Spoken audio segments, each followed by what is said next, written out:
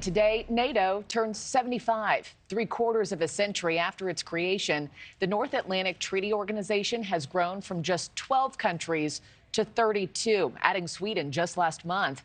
According to U.S. Secretary of State Antony Blinken, NATO's mission remains the same.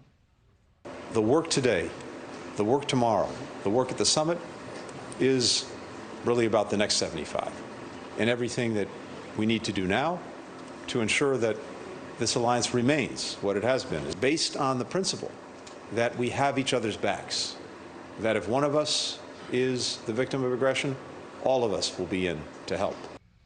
NATO's formation provided collective security against the Soviet Union decades ago, but now is the alliance still a necessity for the United States? For more insights this morning, I'm now joined by General Wesley Clark. He was a NATO Supreme Allied Commander. General, always an honor to have you on the show. Thank you for joining me. Thank you. The NATO alliance was built to prevent more world conflict. How do you see things now, 75 years later? Is it still effective as a deterrent to another world war? NATO right now is under severe challenge by Russia's aggression in Ukraine.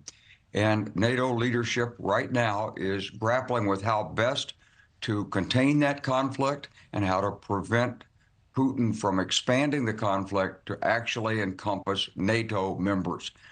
East European members of NATO are certain that if Putin is not stopped in Ukraine, he will continue to advance, including attacks into NATO members, and that would bring the nuclear confrontation that so many people are afraid of. And so at this moment, deterrence is the name of the game for NATO, deterring Putin, holding him in Ukraine, and ideally giving Ukraine the tools it needs to eject Russia and show the world and Russia that their aggression was a failure and a mistake. Speaking of Russia, sir, there's been criticism from President Trump surrounding the organization when it comes to NATO countries that don't spend the agreed upon 2% of their GDP on defense. Back in February, Trump went as far as to say that Russia can do whatever it wants to those member countries. Take a listen real quick. One of the presidents of a big country stood up and said, well, sir, if we don't pay and we're attacked by Russia, will you protect us? I said, you didn't pay? You're delinquent? He said, yes, let's say that happened. No, I would not protect you. In fact, I would encourage them to do whatever the hell they want. You got to pay. You got to pay your bills. General, what do you make of those comments? And are all NATO countries actually paying their fair share? Well, first of all, I make those comments that President Trump has been on the record and working behind the scenes to undercut NATO for years. He's actually speaking with Mr. Putin's voice in much of what he says. It's true that Germany is not paying its 2% at this point, but these countries further east in Europe that are directly threatened by Russia are paying more than 2%. They're giving up all their military equipment, some of them, and very concerned that Russia is aiming at them as the next target. So it's really important that NATO hang together. Comments like this that say that Russia can do whatever it wants, it undercuts the fundamental fiber of NATO. It gives away deterrence. And here's the thing. If you're really concerned about China, as many Republicans are, you can't manage China without Europe's support.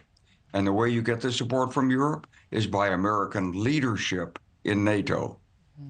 And according to 2023 estimates, the United States expected to spend almost 3.5% of our GDP on defense. So you do the math there, you crunch the numbers, that's more than $800 billion, General.